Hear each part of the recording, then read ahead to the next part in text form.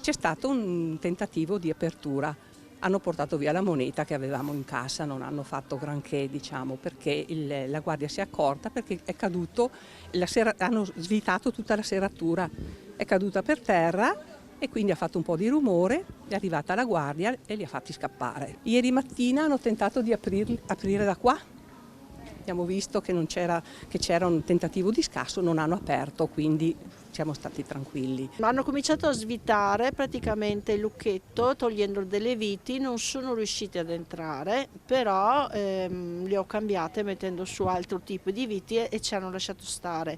Diciamo che preferiscono il cibo, ecco, le pantofole al momento non sono interessanti. Mercatini di Natale bersagliati dai malintenzionati tra i tentati e i furti subiti. L'ultimo episodio in ordine di tempo ieri sera, quando i poliziotti delle volanti sono intervenuti dopo che un addetto alla vigilanza privata ha visto e inseguito un uomo che scappava dopo aver rubato 400 euro dal registratore di cassa di una delle casette allestite in piazza Biade.